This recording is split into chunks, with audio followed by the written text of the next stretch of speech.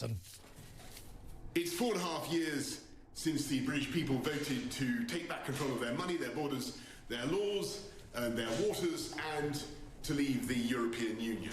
And earlier this year, we fulfilled that promise in that we left on January the 31st with that oven-ready deal. Since that time, we've been getting on with our agenda, enacting the points-based immigration system that you voted for and that will come into force on January the 1st, doing free trade deals with 58 countries around the world, and preparing the new relationship with the EU. And there have been plenty of people who have told us that the challenges of the COVID pandemic have made this work impossible and that we should extend the transition period and incur yet more delay. And I've rejected that approach precisely because beating COVID is our #1 national priority. And I wanted to end any extra uncertainty and to give this country the best possible chance of bouncing back strongly next year. And so I'm very pleased to tell you this afternoon that we have completed the biggest trade deal yet, worth £660 billion a year, a comprehensive Canada-style free trade deal between the UK and the EU, a deal that will protect jobs across this country, a deal that will allow goods, UK goods and components to be sold without tariffs and without quotas in the EU market, a deal which will, if anything, allow our companies and our exporters to do even more business with our European friends, and yet which achieves something that the people of this country instinctively knew was doable, but which they were told was impossible. We've taken back control of our laws and our destiny. We've taken back control of every jot and tittle of our regulation in a way that is complete and unfettered. From January the 1st, we are outside the customs union and outside the single market.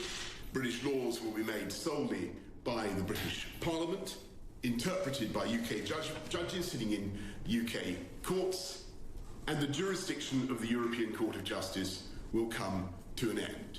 We will be able to set our own standards, to innovate in the way that we want, to originate new frameworks for the sectors in which this country leads the world, from biosciences to financial services, artificial intelligence, and beyond. We'll be able to decide how and where we're going to stimulate new jobs and new hope with free ports, new green industrial zones. We'll be able to cherish our landscape and our environment in the way we choose, backing our farmers, backing British food and agricultural production. And for the first time since 1973, we will be an independent coastal state with full control of our waters, with the UK's share of fish in our waters rising substantially from roughly half today to closer to 2/3 in 5.5 years' time, after which there is no theoretical limit beyond those placed by science or conservation on the quantity of our own fish that we can fish in our waters. And to get ready for that moment, those fishing communities will be helped with a big £100 million programme to modernise their fleets and the fish processing industry. And I want to stress that although, of course, the arguments with our European friends and partners were sometimes fierce, this is, I believe, a good deal for the whole of Europe and for our friends and partners as well. Because it will not be a bad thing, in my view, for the EU to have a prosperous and dynamic and contented UK on your doorstep. And it will be a good thing. It will drive jobs and prosperity across the whole continent. And I don't think it'd be a bad thing if we in the UK do things differently or take a different approach to legislation. Because in so many ways, our basic goals are the same. And in the context of this giant free trade zone that we're jointly creating, the stimulus of regulatory competition will, I think, benefit us both. And if one side believes it's somehow being unfairly undercut by the other, then subject to independent third-party arbitration and provided the measures are proportionate, we can, either of us, decide as sovereign equals to protect our consumers or businesses. But this treaty explicitly envisages that such action should only happen infrequently. And the concepts of uniformity and harmonisation are banished in favour of mutual respect and mutual recognition and free trade.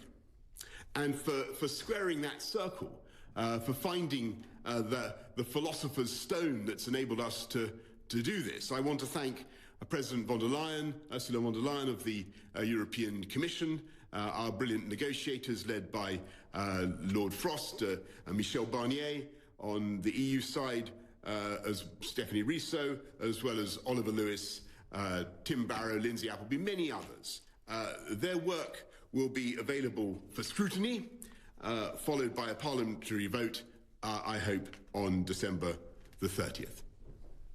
This agreement, this deal, above all, means certainty. It means certainty for the aviation industry and the hauliers who have suffered so much in the COVID pandemic. It means certainty for the police, the border forces, the security services, all those we rely on across Europe to keep us all safe.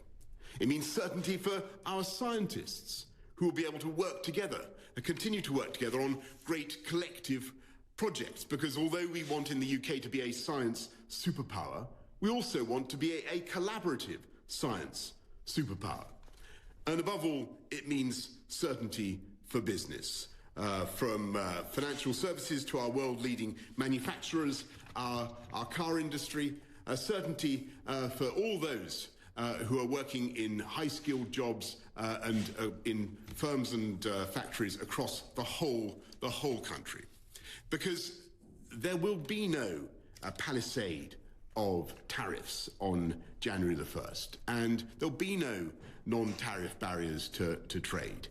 Instead, there will be a giant free trade zone of which we will at once be a member and at the same time be able to do our own free trade deals as one UK, whole and entire England, Northern Ireland, Scotland, Wales together. And I should stress this deal was done by a huge negotiating team from every part of the UK, and it will benefit every part of our United Kingdom, helping to unite and level up across the country.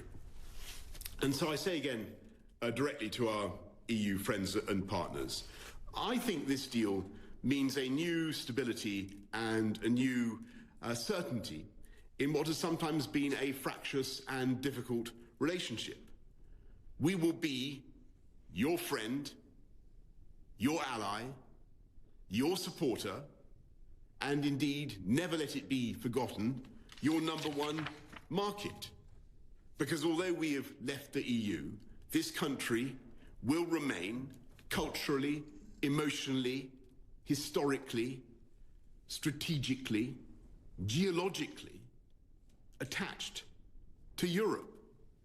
Not least, of course, through the 4 million EU nationals who have requested to settle in the UK over the last 4 years and who make an enormous contribution to our country and to our lives.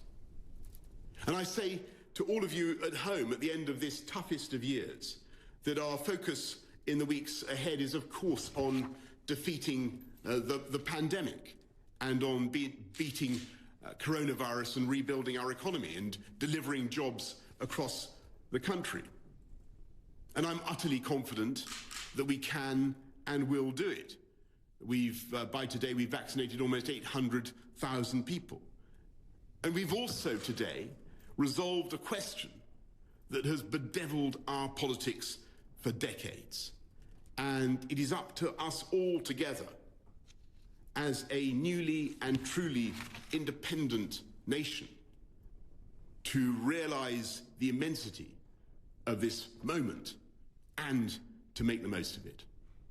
Happy Christmas to you all. That's the good news from Brussels.